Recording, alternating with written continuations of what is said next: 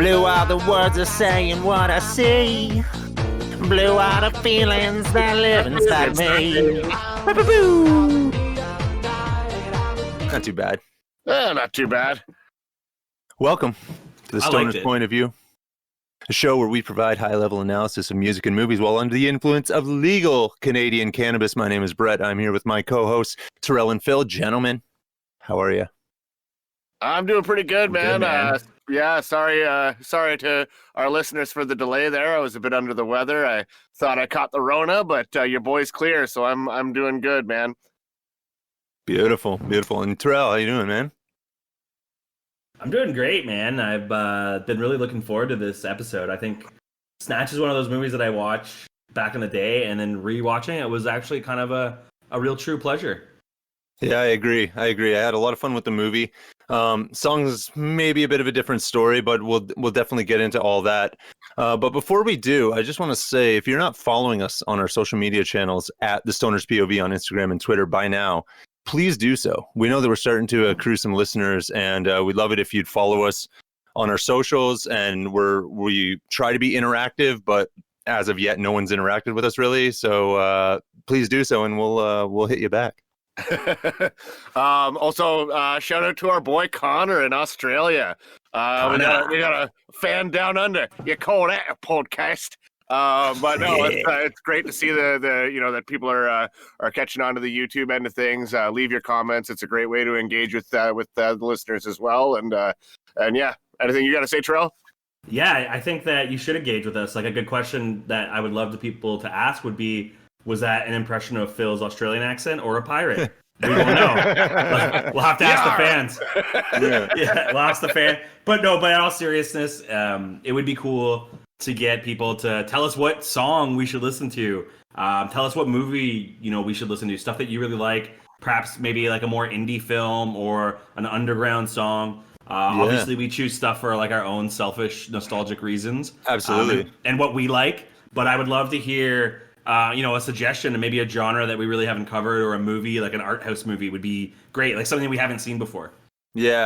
I mean, if you're with us this far, 21 episodes deep now, you obviously appreciate the process of us, churning these songs and movies through our little blender. And if you like that, just like think of any movie that you can think of that you'd like to hear us put through our little weird stoner view, and we're happy to do it. So Stoner point of view.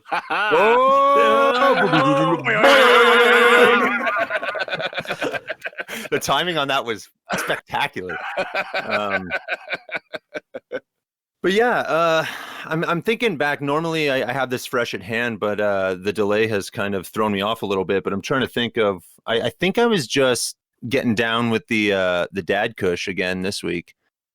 Stuff's still as good as ever, still as powerful as ever, and I'm going to be working on that for a while. I realized I got 9 large jars of that to last me till October, and there's no way I'm going to go through all that. This 4 plants thing, I just want to talk about the 4 plants rule for a second. 4 plants for one person that smokes as often as I do. It's generous. It's exceedingly generous.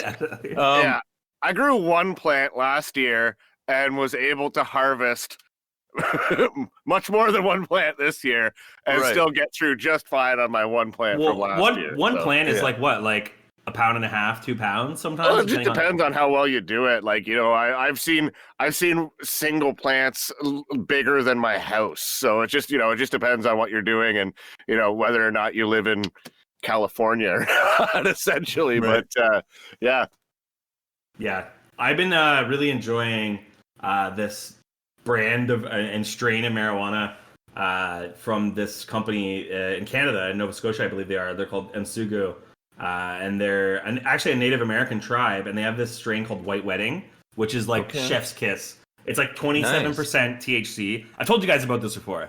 Yeah, but it gets you like wicked high, like you're suddenly in Boston. You know what I mean? Like, it's a wicked pissa. And but did it get you high enough to like the song "Blue" by Eiffel 65? I mean, no. Funny story about that. I found that one plant that I had, the very small but very potent purple power plant I had. I found the last remnants of that And I almost liked this song. It was like riding a scooter, you know, like it's cool until your friends see you, you know. So You know what I was gonna say about this song? One thing I wanted to talk about right off the top, like once we get into it, this song, and there's others like this, that there were these like Euro kind of dance songs that became like a staple of like weddings and like just North American corniness. And like it's like the Macarena, Do You Believe in Love, Joe. Cotton Eye Joe, like all of these songs, like this Blue, they took like North America by storm, and like they're so staples. Like I'm pretty sure Blue was at your wedding, Phil. Was it not? I don't know. Maybe it was. Maybe it wasn't. If it wasn't, it damn well should have been. And I'm gonna have a talk with the DJ about that. yeah, and like that's what I was gonna ask you guys. Like, what do you think of these like weird dance songs that have become like so ingrained in like pop culture, especially a song like Blue, which is really like a club dance type song, right? You know what? Well, sorry, go on, Brett. No, I was just gonna say when this song came out, it was around the time, Terrell, when we did the Still DRE episode. I don't know if you remember, anybody that was listening then. I talked about how rap was kind of like the centerpiece of my musical kind of palette at that time. Like I was a big rap guy, and so at that time that Blue came out, it was like, it caught me off guard. It was a style that I wasn't really ready for, but because I was already into kind of the hip hop beats of rap and stuff, I was like, oh, I can dig this. Like it was very hooky and very catchy. And I remember thinking at the time that it was super awesome. So revisiting it like channeled a bit of that for me. And I know we love nostalgia here on this program, and it definitely conjured a bit of that, but not to the level that some other stuff has. There was definitely points in the song, and like I said, we'll get to all that, but there was definitely points in the song where I was like, oh yeah, this is kind of like lame-o.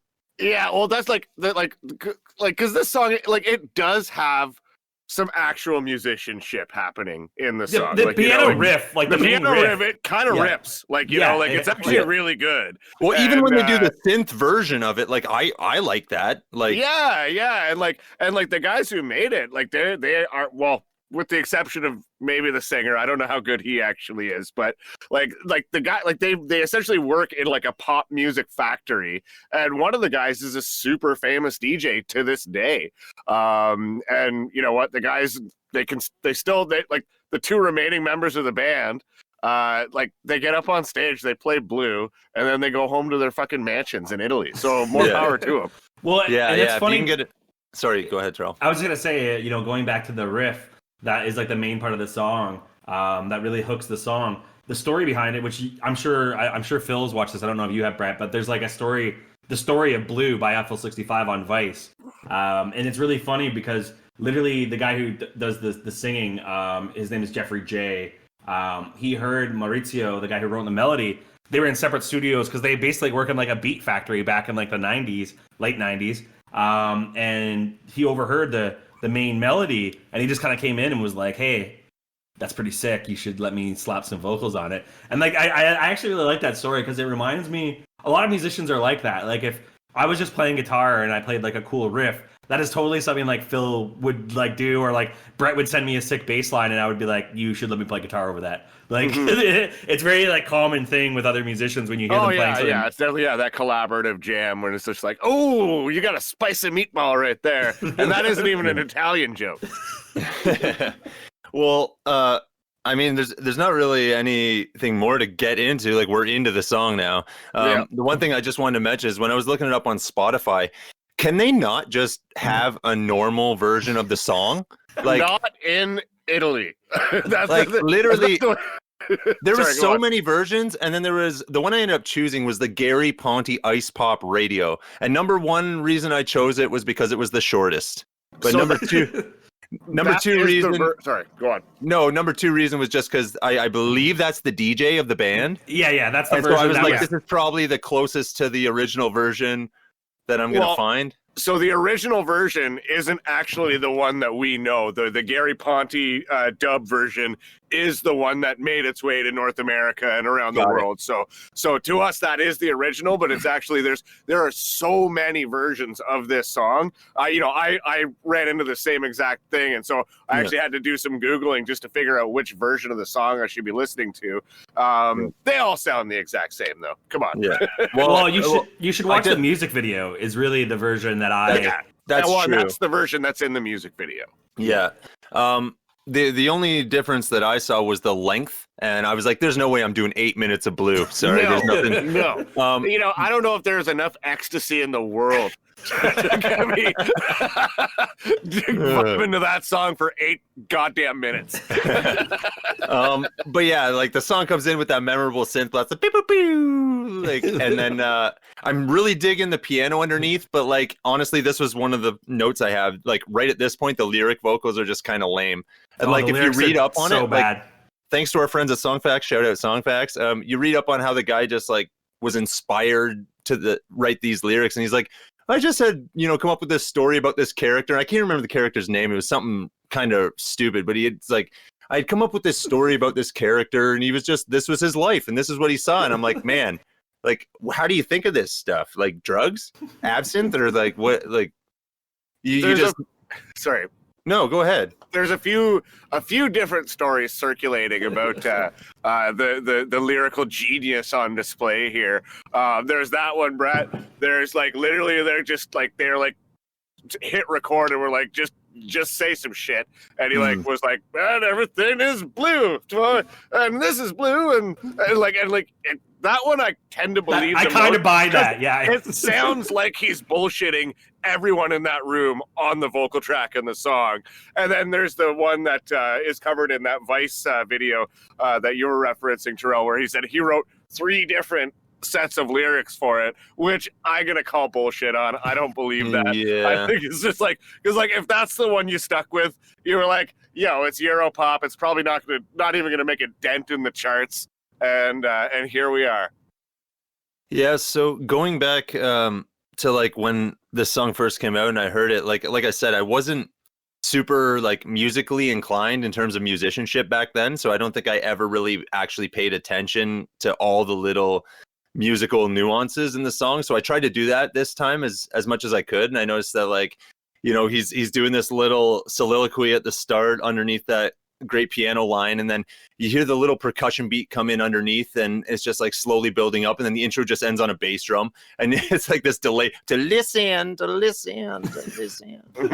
Just like, okay, all right. And then comes in with the part everybody knows, the I'm blue dab. And I had this thought in my little stoner brain, and then after looking into it, I noticed that it's actually a pretty common question amongst people online. Like, I couldn't tell if he had an effect on his voice, or if he was auto-tuning, or both, or what amalgamation of things were going on. And when I looked into it, like, a lot of people wonder that, actually.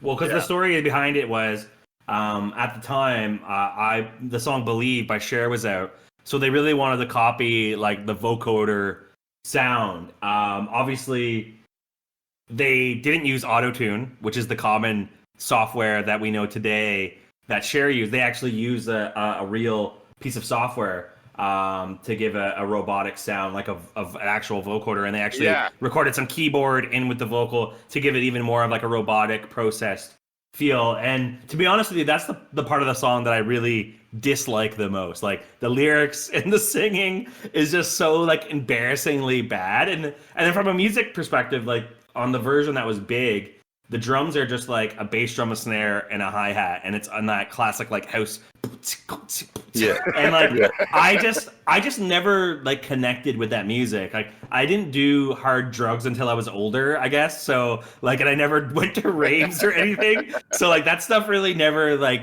really jived with me. And I just remember at the time, the thing that we got to talk about with this song is the video. It was on TV all the time, and it's by far probably one of the worst videos ever, because like, they talk about how it was inspired by Metal Gear Solid. Yes! And I find that offensive. Same here. I was going to bring that up. I always got to somehow bring things back to Metal Gear Solid. Hideo Kojima. But yes, it was inspired by Metal Gear Solid and incredibly bad CGI.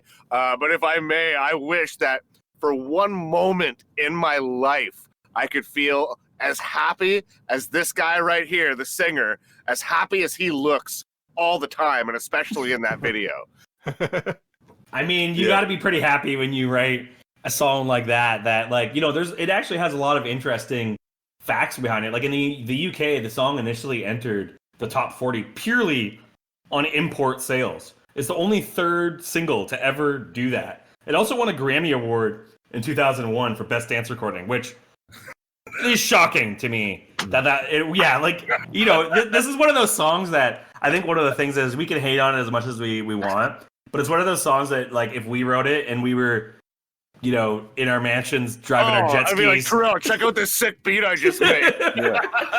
Exactly. Yeah. I mean, yeah, I would not apologize for the millions of dollars that this song made me. Oh, yeah, let me just wipe my tears away with some money. Yeah. Maybe not in today's, pandemic climate, but one little weird connection my stoned brain made when it was doing the Ba Dee, and it was like super repetitive. I was like, the repetitiveness really reminds me of Around the World by Daft Punk a little bit. yes, yeah. Well, it's got that same kind of bass line that on the offbeat, like where it's like dude.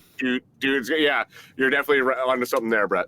Yeah, well, my stoner brain was, anyways. But yeah, the note I have here is that instrumental, the main lead line, is kind of cool. It's undeniably catchy. We already kind of talked about that. And then I say, yeah, like right here, the key change, like the I have a blue house with a blue window, like that part.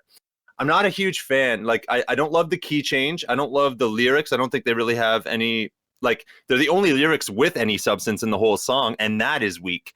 So what does that do? And then the bass line, it's okay, but I hate the envelope on the sound. Like, it sounded really farty and just like I didn't love it. Anyways, I was interested to hear you talk on that, because like one of my notes, I'm saying like the bass line in this song, it alternates between okay and just pissing me off. Yeah, exactly. I was not, but then right back into the mundane chorus, and like honestly, by the second time, like chorus, I'm over it.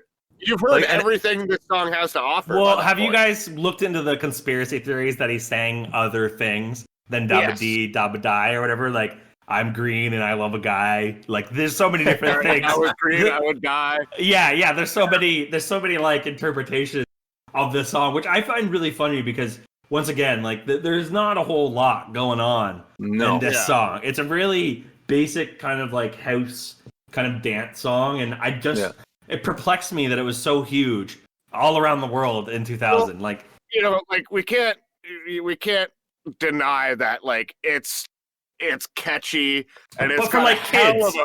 Yeah, it's like catchy to like little children. Yeah, well, and the thing is I'd rather listen to Blue than Baby Shark with my daughter, Yeah. So like it's got a hell of a hook, and if you're in the club, bumping and grinding, maybe chewing on something that's not actually in your mouth, ecstasy. I'm referring to ecstasy. You can vibe to this. If the subwoofers are big enough, you could vibe to this. Yeah, and like it's very true that like I can remember 12, 13-year-old me like singing along with this and thinking it was the coolest shit. And like I would just smack that guy now. But yeah, it goes into the bridge, and the bridge is really just the intro redone.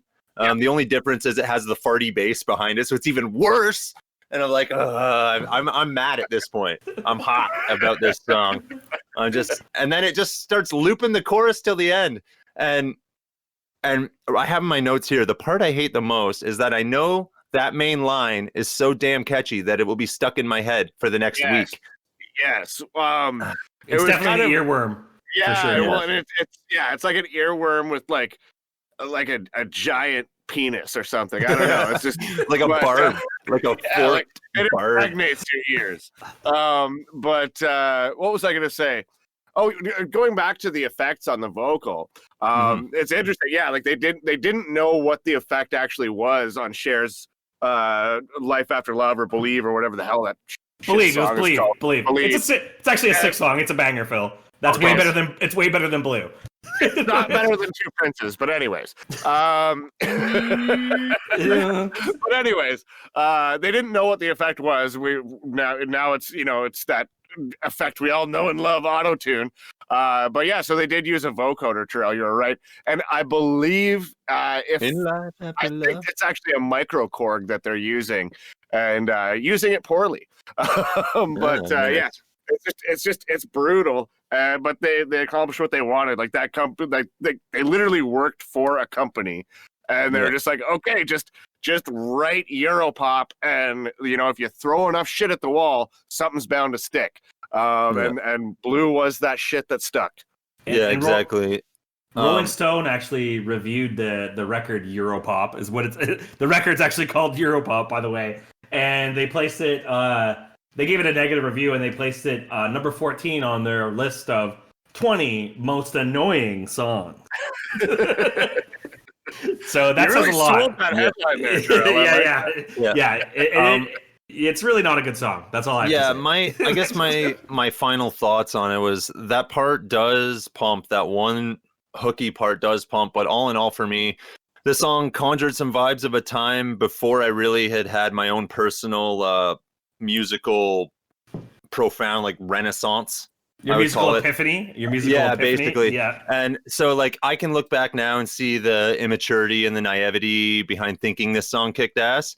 And it also brings back feelings because that was frankly a time in my life where things weren't so wonderful. So for that I say damn you, Eiffel 65.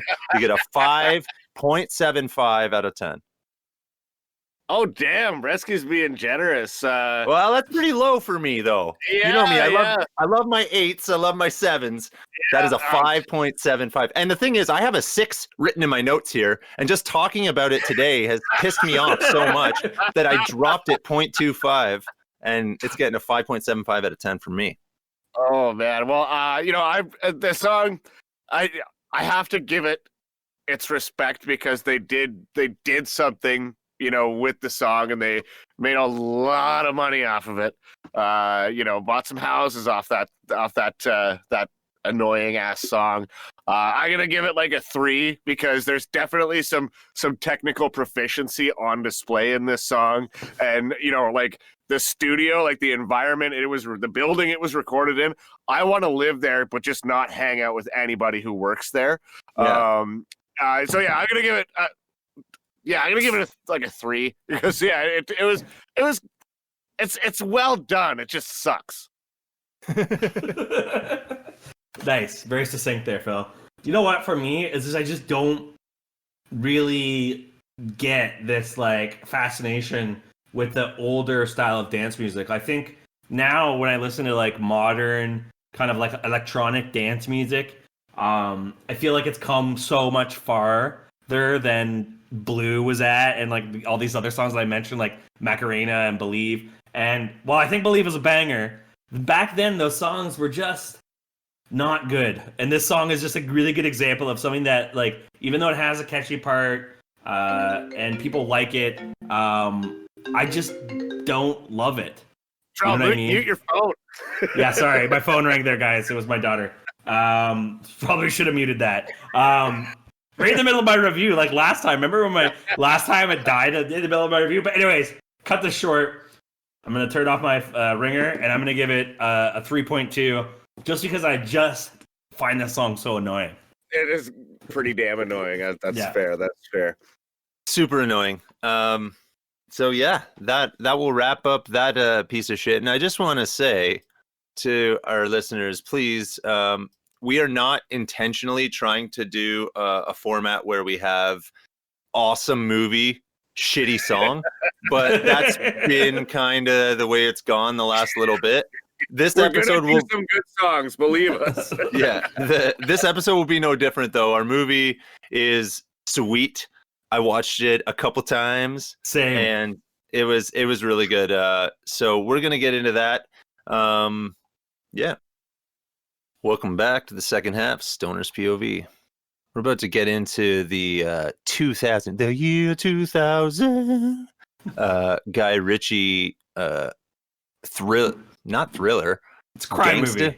Yeah. Gangsta, crime film. I think it's just like its own genre. It's just a Guy Ritchie film, I think. Yeah. I wanted to say this right off the bat. Guy Ritchie is one of those directors that you can watch his movies for 5 minutes, and it's got so much panache and style and just its own thing going on. Like it's kind of like a lot of other great like directors like Steven Spielberg or like Tim Burton. As soon as you watch their films, Tarantino, 5 minutes in, you know what this is going on. And I think the thing with this movie is it is obviously very similar to Lock, Stock, and Two Smoking Barrels, but it's like the perfected version of that movie, I feel. Yeah. And they get shit done in this movie. They do not waste a frame in this movie. They're just it's always just chugging along. Well, and I just want to shout out my little pet name for Guy Ritchie. I call him Britain Tarantino because he basically really is the British Tarantino. I would say. But yeah, I love how this starts off. What you said about Lock, Stock, it's very true, and it has some returning cast members, but overall, I feel like the cast is just like, man, he nailed it with the cast in this movie. Oh yeah. And I love right off the bat, like we get the monologue from Statham's character, Turkish. Name's Turkish. That's Tommy. And it's like this monologue info dump. But what I have here is like British dude monologues are great. Like I could just listen to them talk. Yeah, imagine a Canadian dude monologue. Hey, bud, we were gone for a rip down to Timmy's.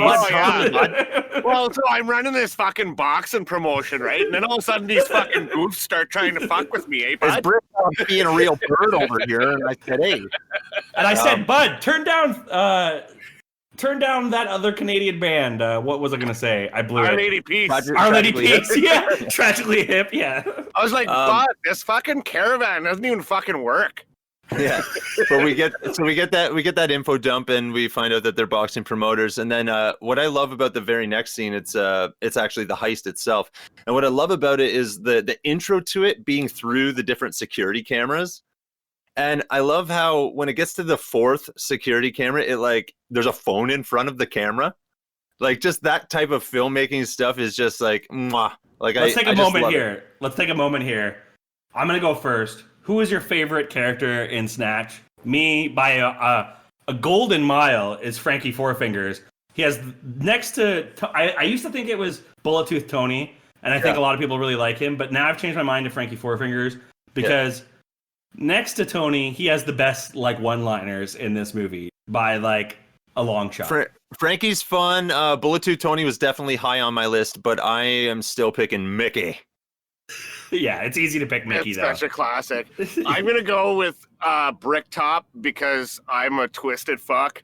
Of course you'd pick Bricktop. Also, he is, to the words fuck off, as deadly as Brian May is with a guitar. You know, like he's just, when he tells you to fuck off, it's like, whoop-pop, it's got some spank to it. You know, it's great. Yeah. So, anybody listening, if you haven't already noticed, this episode is going to be rife with expletives, and that's just because the nature of the movie we're doing. It's impossible to avoid. Another thing, I just want a disclaimer: there's going to be some slurs that were used verbatim from the movie script. It's not us, having any kind of personal thing. I hate that I even have to disclaimer that, but I just want you to know, like, there's references to gypsies and pikeys and jippos and stuff, and that has nothing to do with any of our personal beliefs. We're quoting the movie verbatim and talking about things that are prevalent. So I just wanted to get that out of the way first and foremost, so that nobody leaves.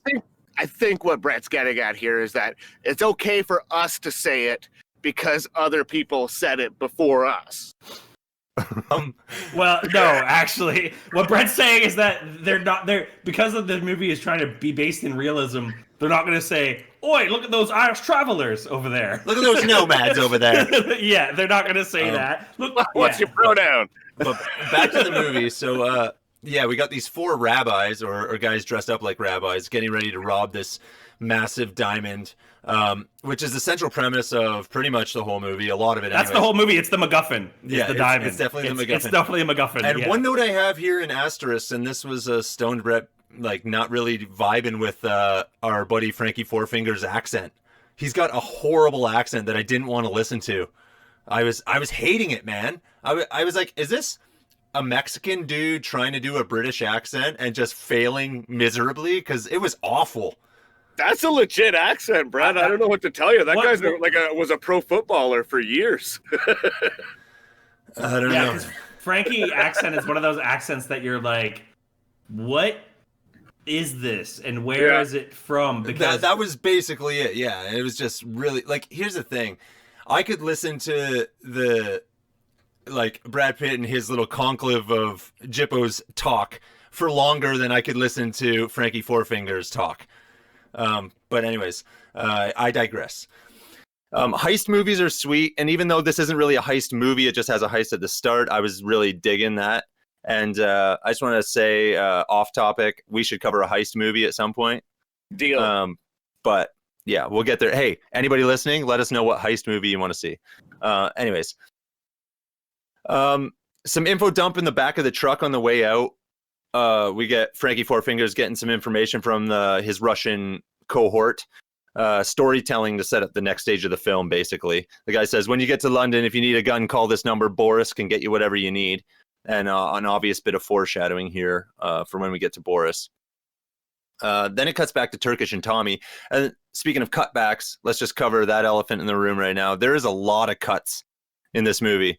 So if you're stoned and trying to watch this movie for the first time and make sense of it, you're probably going to be all over the place because the cuts are fast and furious, and I ain't talking Vin Diesel. well, that's a very in the house. That's a very Guy Ritchie film style. Like the part before we go back to London, where we see Turkish and Tommy with Gorgeous George and Charlie making the sausage. We see this breakdown of all the characters where you see Saul and Mickey and Vinny and Frankie Four Fingers and Gorgeous George and Turkish and Bullet Tooth Tony and Boris the Blade and Doug the Head and Bricktop and Avi. So anyways, we go. That's a very one or two there, Terrell. No, I think I got them all. But anyways, that's a very Guy Ritchie thing to do. He likes to get you I always describe him his movies are on drugs because they're just so fast paced, nonstop. And I think it is a movie you do need to watch a couple times because a couple scenes in this movie might only be a few seconds, but they truly do move the story along. And it's very Guy Ritchie is what I have to repeat. It's his style to make it like this. And another aspect of his style that I love is his dialogue is just, I don't know. It's got a charm to it, right? Like that Turkish and Tommy scene that we're talking about right now with the sausage guy, like that quote where he's like, give me 5 minutes. And the Turkish is like, it was 2 minutes, 5 minutes ago. Well, he's really good at doing this thing where he mixes in this humor and charm with this really gritty, violent kind of Tarantino-esque vibe. Mm-hmm. And I think that's what makes his movies really great is that they do tend to walk this really fine balance, because if you make a movie that is too serious and grimy and violent, you kind of it's not a fun watch. You're kind of watching. Did we lose Terrell again? Terrell, I lost him on a great freeze frame though. Yeah, he looks like he's taking a dump or something. We're gonna keep rolling for a minute because we got a little bit to talk about here. He's back. There he is. He's back. He froze up on us mid-stroke. You were just it was great. Oh man, that's hilarious. It looked like you were having a dump. But anyways, the guys talk about Boris now because Tommy bought a gun from him, and then there's a cutscene to Boris selling a gun, and this ties in with what you were saying, where all the backstories are kind of being revealed through cutscenes. And then we get our first taste of Bricktop with a bunch of big boxing promotion talk between Turkish and Tommy and Bricktop. There's lots of great dialogue in this. I'm not going to get into it because it was actually too much for my stoned fingers to be able to type out. So I was just I wrote down excellent dialogue. So if you're watching the movie, just make a note of that because there's some good stuff there. Well, there's a really important part in this scene because there's a theme in this movie of dogs. And kind of how dogs are certain characteristics. And Bricktop talks a lot about dogs. He uses dogs as a theme, and really dogs are kind of a thematic device in this film. Yes, yeah, they totally are. We see that Frankie got sold out to Boris by his Russian co-thief, who conveniently sent him there. We didn't see that coming. But Frankie's American boss Avi wants the diamond back. We know this is gonna start to get good. Then we get this funny British scene with the jeweler, and I'll get back to the jeweler in a second. What what's his name? Doug the Head, I think his name is. Yeah. Anyways, what I love is he gets to his little jewelry shop and there's a bunch of kids and he tells them to basically get the hell out of there. And they're like, "Oh, it's a free country, isn't it?" And he's like, "It ain't a free shop, so fuck off." Yeah. I was like, awesome. But yeah, we'll get back to the jeweler. I just want to put a pin in that guy because he's going to come up a little bit later.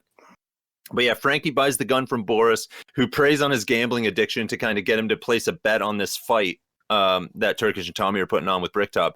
And it's cool how they show it, the cut scenes of like how they show Frankie's gambling addiction with the cut scenes of photos of him just like living large and just like, here's a photo of him doing a bunch of drugs. Here's one with like 4 girls in a hot tub. And like it's just showing him just like just living the high life. I think the thing about Frankie that is so funny is that every time we see him, he's just hilarious. Like even the scene before this, when he's like at the suit shop getting like 17 different suits, and it shows him he's just so comical all the time in this. I honestly, the first time I watched the early, I don't know how many times I've watched this movie. This was the first time that I realized that his outfits were changing every single shot.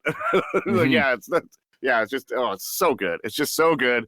And again, it's just such crisp, tight filmmaking. And if you listen to Guy Ritchie talk about the movie up to he's like, yeah, I just wanted to get everything done as fast as possible. And, I always bitch about movies being too long. This is just not wasting anybody's time here. It's great. Yeah, for sure. And then we get introduced to Brad Pitt's character, Mickey.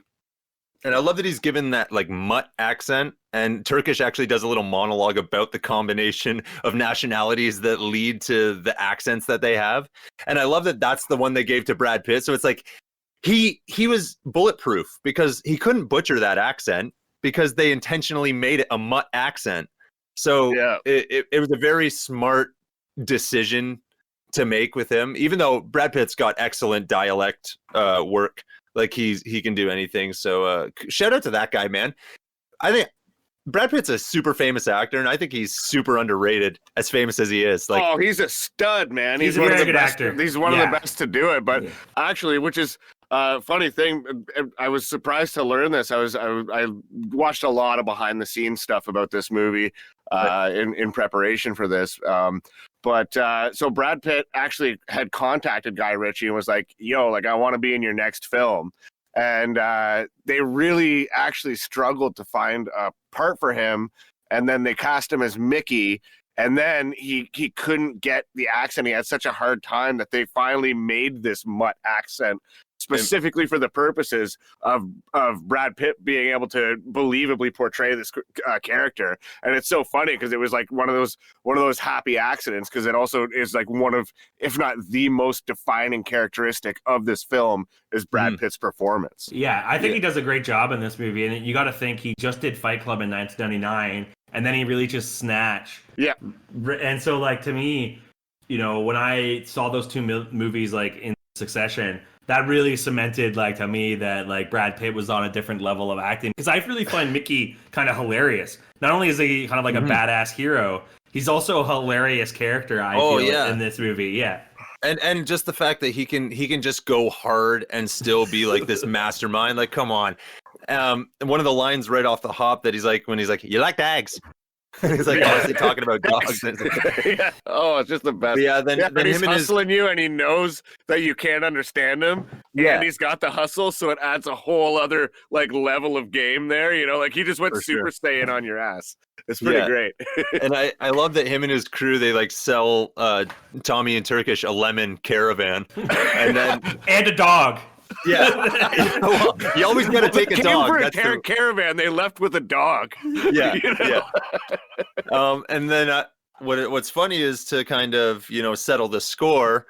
They do a fight, an impromptu fight between Gorgeous George and Mickey, and Gorgeous George is getting in there, getting his shit in, and then Mickey just one punches him, and it's kind of like the that's his signature move. That's his signature move. Not just the one punch, but let them beat the ever-loving shit out of you for 5-10 minutes, and then just one punch him. It's great. Another thing I like about that intro scene, sorry, Brad, I have to touch on it. No, just talking about Mickey's hustle is, they try to take off with the caravan. The wheels fall off. The whole undercarriage, the whole frame, comes Mhm. off the caravan, and they're Yeah. like, what? Like, you got to take this back. Give us our money back. He's like, the fuck do I want where the caravan's got no wheels? Yeah, exactly. Yeah, such great hustle. And then we cut away from that kind of group to Saul's character, and my first thought was, oh, this is Morgan from Walking Dead, and so shout out to Lenny James. But yeah, he's got a great role in this too, as a bumbling, fumbling idiot. So Boris gives him and Vincent this robbery job. They're to rob the diamond from Frankie at Bricktop's place. And then there's this funny scene, because these guys have never done this before, clearly. So they get this guy who knows what he's doing, Tyrone. And we get introduced to Tyrone, and we get him in the car. And he's a big boy. It's hard to get him into that car. Yeah, well, and here's where it comes back to the dogs, as Terrell mentioned earlier. Like, we get that funny scene with Tyrone and them in the car, and Tyrone's like, keep the dog off the seats or something like that. And he's like, Tyrone, it's a stolen car, mate. Man, Tyrone is one of the worst characters in this movie. Like, their whole group are the worst. It actually is funny because it reminds me of real criminals. Like, real criminals are really dumb like this. You know what I mean? Like, let's put a pin in that for a second, because I wanna contest it a little bit in a minute, and you'll see why. But I just want to mention the camera work in the car, because the car scene right there with Tyrone and Saul and Vinny and the dog, like, it's just done really well. Like all of Guy Ritchie's filmmaking, I'm gonna drool over that guy's filmmaking for most of this pod probably, but he's one of the greats. Like, he truly, you can't not, right? It's so well done. I was funny while I was watching the movie, Brett, I was thinking, I'm like, oh, Brett's just shitting his pants this whole time. Like, he is loving this. So high too, right? So like, you're picking up on every little thing. And but yeah. So Bricktop's pissed that Gorgeous George can't fight. So they tell him that Mickey's gonna replace him in the boxing match. He says, make sure he goes down in the fourth. Okay. Next scene, we get cut to Avi finding out that Frankie bet on the fight, which will later lead to him flying to London. Okay. So this is all kind of set up for the kind of second stage of the movie here, which is starting right now. And we're back to Saul and Vincent, who botch the Bricktop robbery about as bad as you can. Like, let's talk about that robbery failure for a second. Oh, let's talk about how badass that girl at the counter is in that robbery. Right. She is such a boss. Stone cold, right? Yeah. Like, they're trying to intimidate and stuff. And it's funny that the intimidation with the gun will come back around with Bullet 2 Tony later on. We'll get to that. But yeah, it's just like, these guys just cannot. They're not criminals, and they can't do the criminal thing. Well, they are kind of criminals, but they just are really bad at it. And like, this is the first thing they've attempted on that level. Like, they're like really low level criminals, and now they're it's like their first crack at some big boy shit. And it does not work out so well for them. No, and it's so funny because like they make every mistake in the book. Like, I have here, like, what are these guys doing? They like unsuccessfully try to rob the bookies. They get trapped. They reveal their faces. Yeah. Tyrone then saves them and reveals his face. And looks directly at the camera. And then, which is important. That was my moment of redemption, quote unquote, for Tyrone. It was the fact that he came in and saved the day. But he looks directly at the camera, which they use against him later to kill him. Well, that's what gets them all busted. Anyways, I have my note here. They're the worst criminals ever, and then they get a bone thrown to them because Frankie stumbles out of the van as soon as they escape, which is a hilarious. Like, it's one of those kind of writing ploys. Yeah. It's such a big MacGuffin. It's a Three Stooges thing, right? Like, they just dumb luck into, like, Inspector Gadget saving the day just on dumb luck all the time, right? But then we get the fight scene. A great shot of Mickey just like smoking with a fedora in the corner, and he's got his boxing gloves on. Like, the guy's just a born scrapper, right? Like, yeah. And he's sorry, go ahead. On. Okay, I was gonna say, Mickey. Like, at first, I'm like, you know what? This is reminding me of Conor McGregor. Like, he's all tatted up, this scrappy guy that you can barely understand when he talks. Imagine Connor watch this. Well, listen, you're cool. I like you, Connor. You're one of my favorite fighters. You're one of the greats. But still, I can't understand everything you say. But anywho, and I'm comparing you to Brad Pitt. Get over it. Yeah. But then I realized, actually, no, that Mickey is just Tyson Fury, a crazy gypsy boxer. Yeah.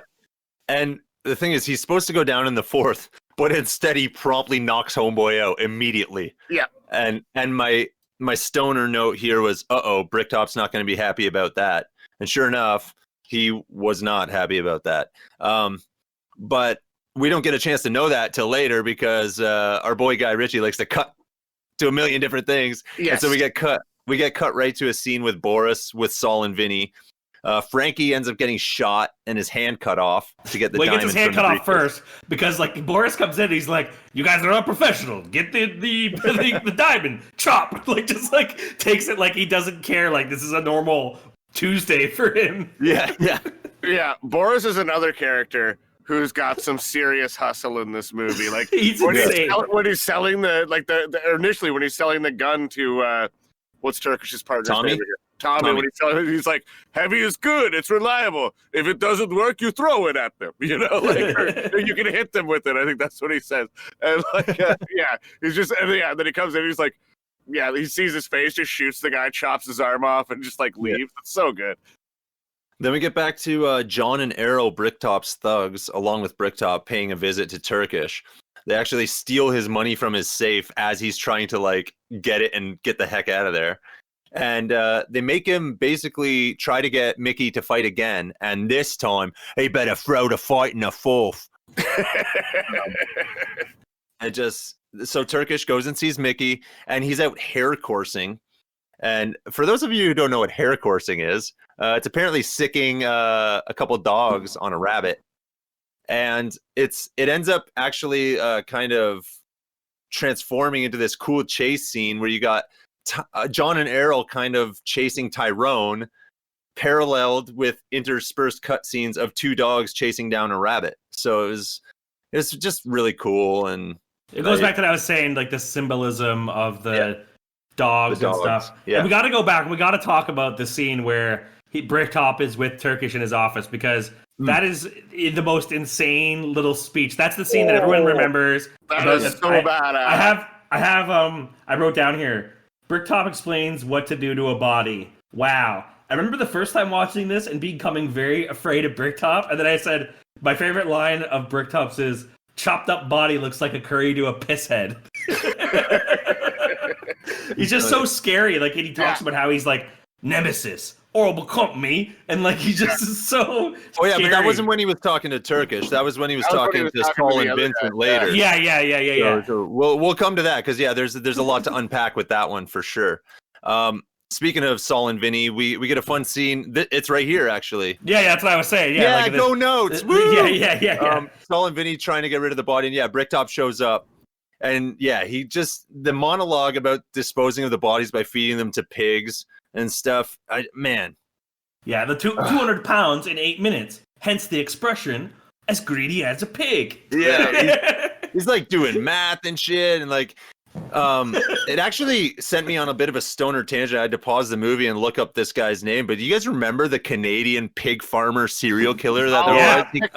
Picton, Robert Picton. Yeah. So he got busted like a few years ago, but he had like he only got charged for 6, but I guess he had actually killed probably like 29 women or something. Yeah, and it was like fed 30 them to pigs. I think it was 49 actually. 49. Sorry. One of his quotes was, he's like, "Oh, I'm just upset that I got nailed. Like I got busted before I could hit 50."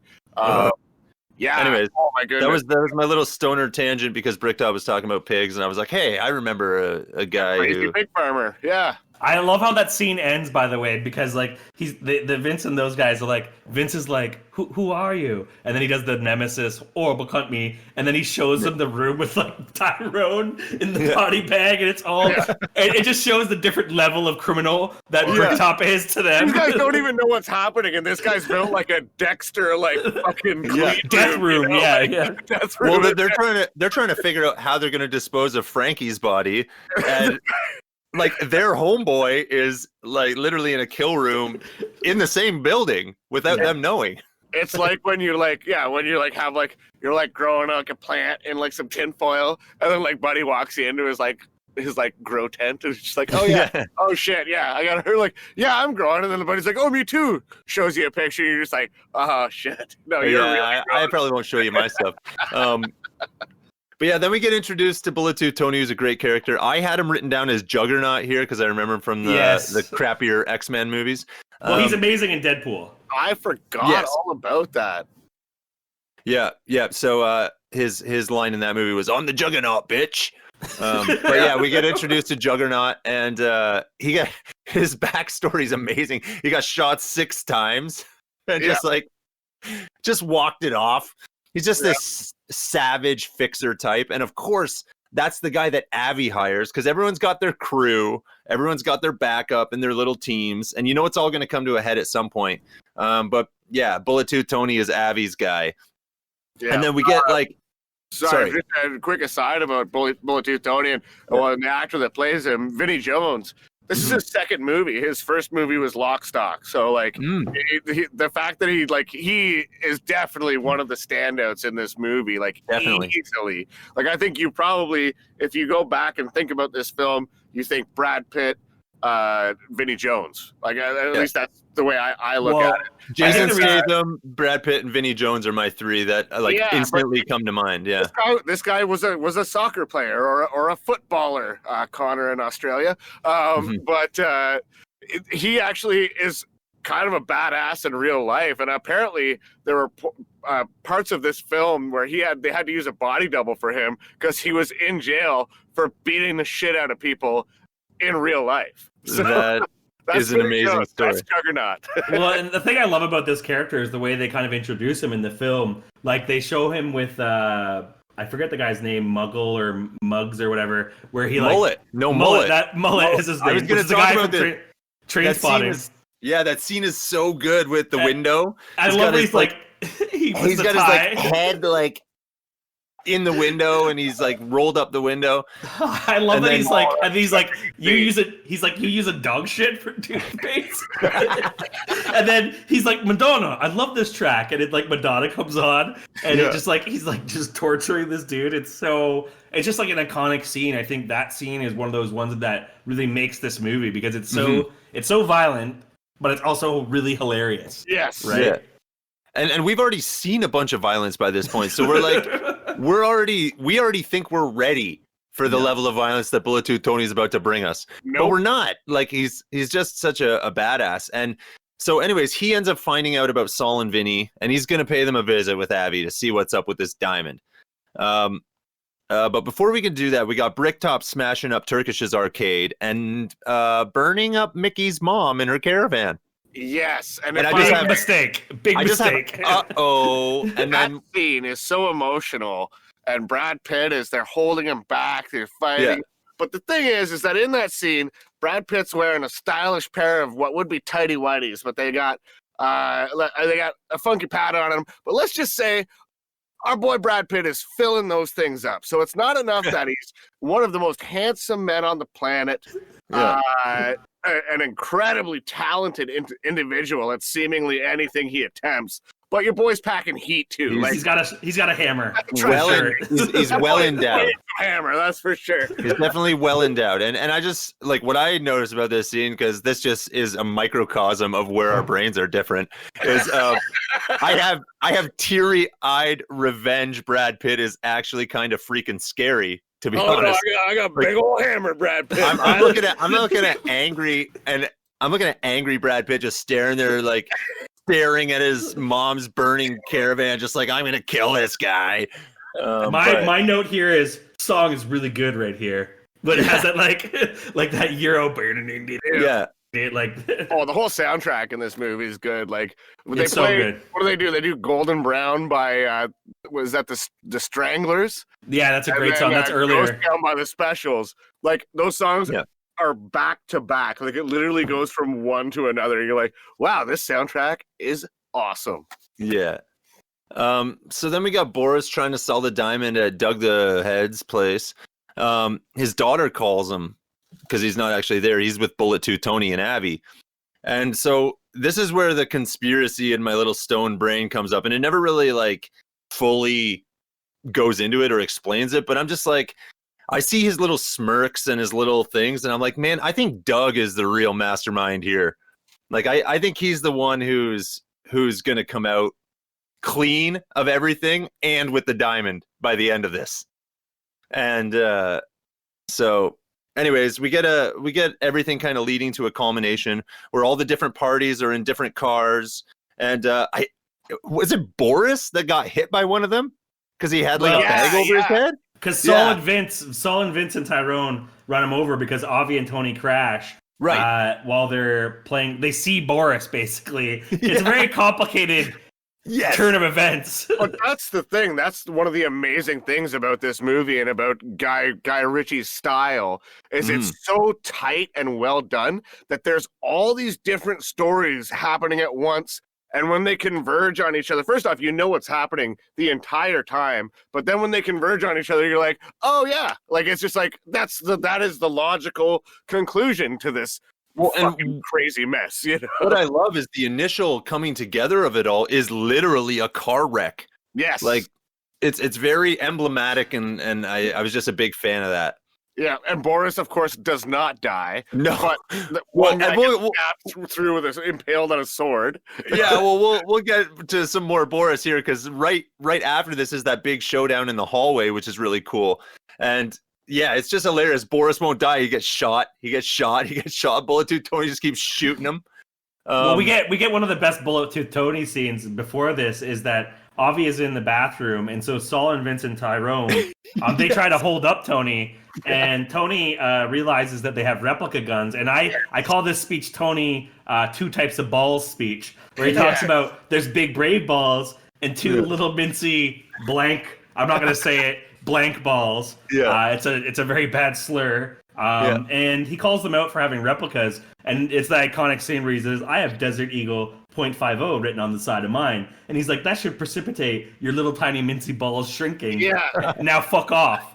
And they leave up because Boris shows up with Avi in the bathroom, and it turns into this like Mexican standoff almost where they all like shoot each other, and we get the other Tony classic line where he tells you to pull up your socks, Avi, and he blows them all away with this huge pistol.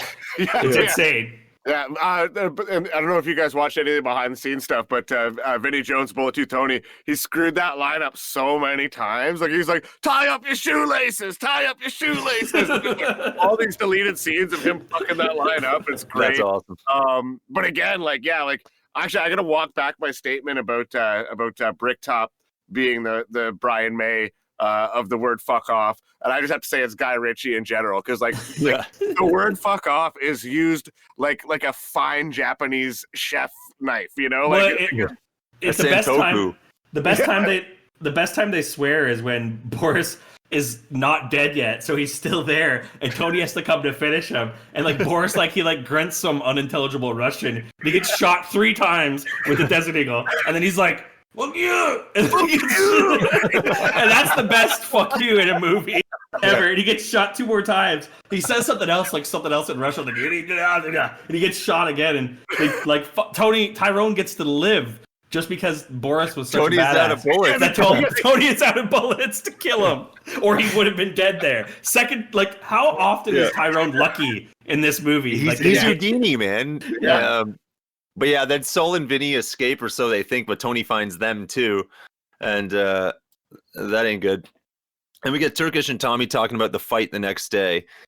Mickey's at a wake, so Turkish is worried about him even making it to the 4th round, let alone winning the 4th round. By the way, there's still a bunch of movie left. Just because all that shit went down, there's still lots of movie left. We get the best Turkish line there. He's like, you show me how to control a wild fucking gypsy, and I'll show you how to control an unhinged, pig-feeding gangster. He's like, bollocks, I'm out for a walk. And he just walks away, pissed off. It's so true. It's they're in such a bad spot. There's nothing they can do about Mickey's condition. And if they don't do this fight, Bricktop's gonna kill them, basically. Yeah.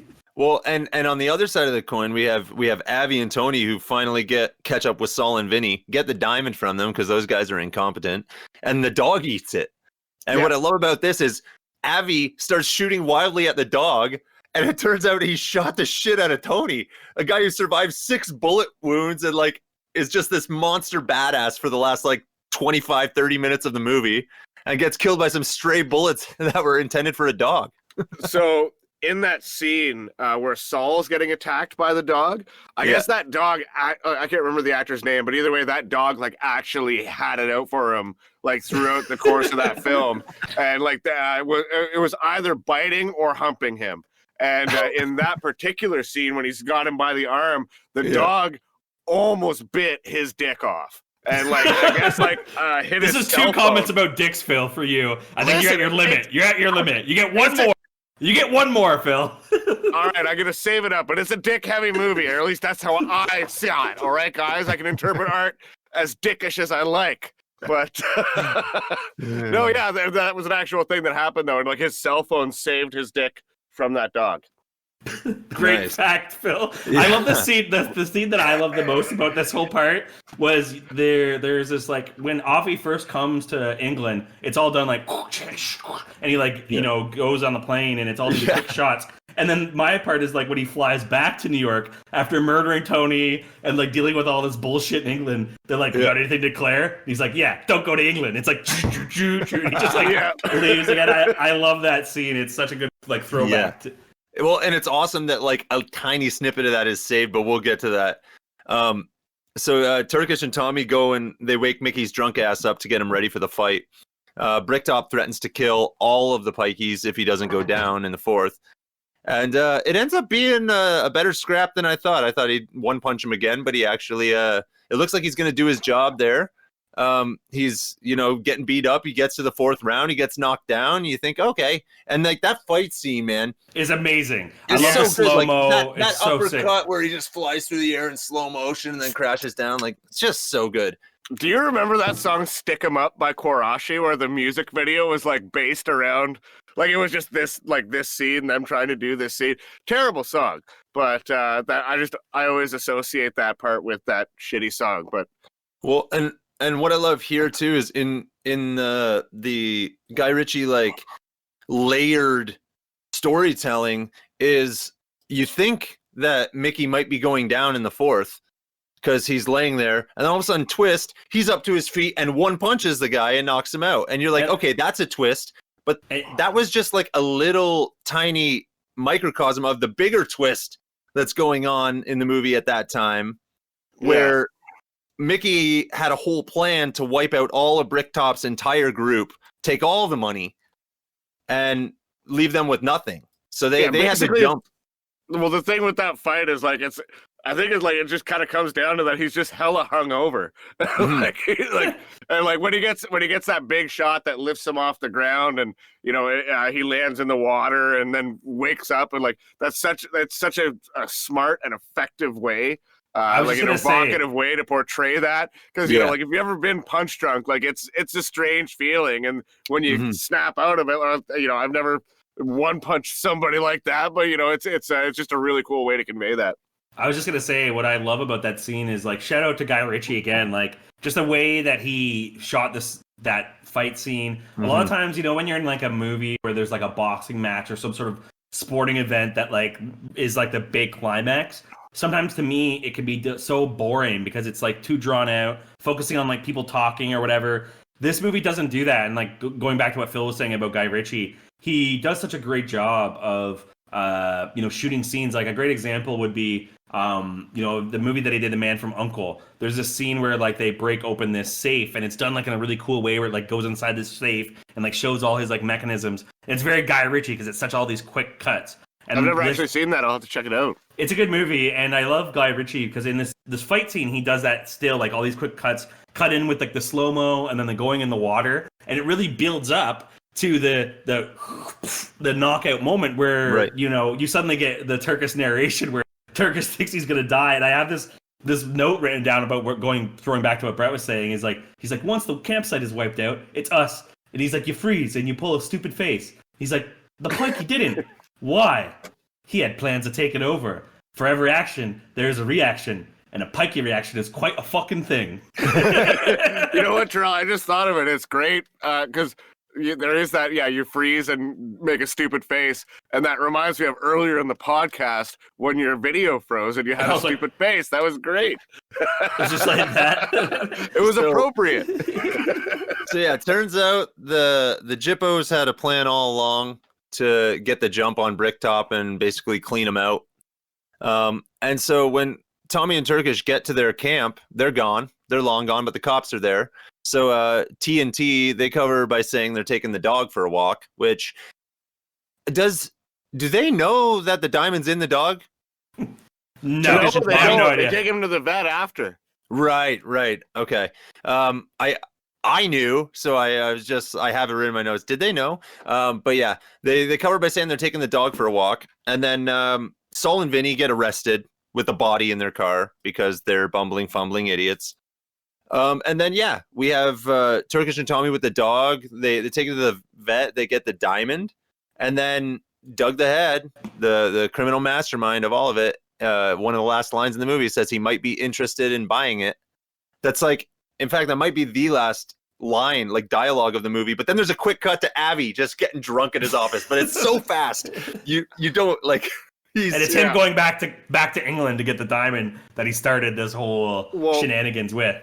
And one of the behind the scenes things I watched, it showed Guy Ritchie like explaining that Avi traveling sequence because they do it a few times in the movie, right? Three times in the movie, and he's just like he's mimicking it. He's like, I just want it to be like boom, and like it's like watching him describe it, and like you can tell they captured exactly what he was. They brought his vision to life. For sure. Like it's just like as musicians, you get those rare times when it's like, holy shit, that is exactly how it was in my head, and that's you can just see that in the film for sure. And then we get a wrap on quite a spectacular action film. I'll just go first. I enjoyed the movie a lot. Guy Ritchie is an excellent director, and the cast was great. Story was great. Dialogue was great. I have not really any bad things to say other than you might get a little bit of motion sickness or vertigo with the speed of the cuts. But I loved it, and so I'm gonna give it like an 8.5. Seems. Yeah, I think it's worthy. Yeah, I cannot say enough good things about this movie. Like, I don't know if I can really say anything. I don't know if I can give any like criticism of like negative criticism of this movie. Like, it's just it's done so well. It's so tight and concise. And like, how long is this movie? What? It's like an hour and 40 some minutes.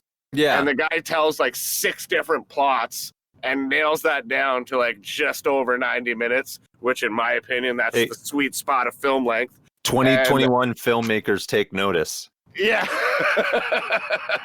But yeah, it's just absolutely an incredible film. The casting, like you said, Brett, and it's just like I believe that these characters are who they are. Like it's like if I see them in anything else, I'm like, oh, like that's Bullet Tooth Tony playing Juggernaut. So I'm gonna give it a solid like 9 out of 10. It's just it's fantastic. I have never not enjoyed watching this film. Yeah. I think it takes the template of Lock, Stock, and Two Smoking Barrels and it elevates it. I think with movies like this where you have an ensemble cast, it can be either really good or really bad, and you don't feel like you get like character development and you don't get a great story because of that. That's the complete opposite of this movie, and it's done in like this like machine gun way. Like, it's a very impressive movie. I think like if you're like a person that wants to make films one day and you want to make like an action movie that's like really gripping, but also has like this black comedy level to it, I think this is a really inspirational movie for filmmakers. And like you were saying, I think more movies should be this competent at making something so entertaining and fun to watch. And I think that's a really tough thing to follow up with, like a movie like Lock, Stock, and Two Smoking Barrels, which I keep talking about. I think what's interesting about this movie is at the time, I don't think it was like really well reviewed and a lot of people didn't really love it. I think though it's become like a cult classic because it relates to other movies like we've seen like Tarantino, and it has the heist kind of edge to it. And it's just really, really well written. It mixes in like bare knuckle boxing and these like silly criminals and how it all works together. So yeah, I'm gonna give it a solid 9.1 out of 10. I definitely could watch it again, and I'm looking forward to watching it again. Yeah, like it's one of those movies that's like I definitely will watch it again, and like I like not even like if I come in the room and it's on, like I will be putting this movie on again. It's there was just supposed to be good. a sequel. I really feel like I could go for 2 more of these movies. Like I Yeah. want to know, what is Mickey up to? Is he Snatch. he doing cool stuff? What is Turkish up to? You know, Luckily, In a Guy Ritchie interview, he's like, I don't feel like I need to do it anymore because Mickey is Tyson Fury. yeah. That's funny. Yeah, but like Guy Ritchie did like a couple movies after this that were really, really great too, and they were kind of in the King same Arthur? vein. Pardon me? That movie sucked ass. He said King Arthur. That's like the worst Guy Ritchie film. Disney's Aladdin live action. Yeah, he did that. Big Willie style. Haven't even seen that. That sounds I awful. haven't seen that. Oh, Guy Ritchie. I watched it. It was okay. But The Gentleman is actually really good. Oh, that is a good movie. That was one of Great my movie. favorite movies of. Came out in 2020, right? Yeah. Yeah, I would say that was probably one of the best movies of 2020. Yeah, it was definitely high on my list. So yeah, that'll about do it for this episode, I guess. I don't know if you guys have any parting thoughts you want to shower upon our devoted listener base. Yeah, I just I actually had a lot of fun doing this episode. Not that I don't have fun on all of them, but this one just felt especially good to me. So I hope it came across well. And you know, if I have to do the obligatory YouTube thing, like, hey guys, like and subscribe, ring that notification bell. No, but what I really want to say is Terrell is the jerk of the week for saying how many dick references I can make. And don't put a limit on my dick references, okay? I live for the shit. I just want to I want to maybe not like ostracize members of the pod as jerks of the week, but what I will say is Terrell's internet gets the jerk of the week for that freeze frame. Hello, Bell. Can I give you even more money than any other in the world for really bad internet? No? Shucks. That's what sorry about my internet. I will pay more to Bell. Shout out Bell for taking a gigabyte of internet and somehow making it not work for the pod. Thanks. Sponsors. Yeah, we need sponsors. Yeah, for Terrell's internet. dozens of views and listens. Next week, we're going to be covering some more horror. We haven't done horror since Event Horizon, so this is gonna be fun. Our movie is George A. Romero's Day of the Dead. Oh, I love this movie. Yes, this is gonna be I sick. own that on Blu-ray. I'm stoked. I just have to find it. So that's gonna be a lot of fun. And our song is Simon and Garfunkel's "The Sound of Silence." So that's Man, gonna be a nice that's gonna little go good with breakdown, that movie. I You think so guys- too. I think so too. At first, you guys didn't want to do that song. I remember we had like a back and forth about it. And you know what? You're going to listen to it. Try to find a version where you can hear Simon sing it and then Garfunkel sing it by themselves. It'll blow your mind. Blow your mind, guys. I have their best of, which has that on there on vinyl kicking around somewhere. I expect you to listen to it on vinyl. You better. If I can find it, no guarantees. Yeah. So that will be next week. So we'll hope you'll tune in. And with that said, there's not a whole lot more to say. Follow us on our socials once again, at Dissoners POV on Twitter and Instagram. Follow us on our YouTube channel. We have a Spotify playlist with all the songs that we've reviewed, and that's constantly updated. If you would like to make any suggestions, get at our socials, suggest some movies, suggest some songs. We're happy to go through them. As you can see, we're not limited to only good stuff. Like, we've reviewed a lot of shit on this pod. We'll do literally anything for it. We'll do any song. Yeah. We may not like it. And if it's your favorite song, we may slam it. So don't come crying. But it'll never be an ad hominem attack. It'll just be dumping on the song. So please don't be shy. Get at us. And yeah, that's all I got to say. So for Terrell and Phil, I'm Brett, and this was the Stoner's Point of View. We'll see you next week. Good night, everybody.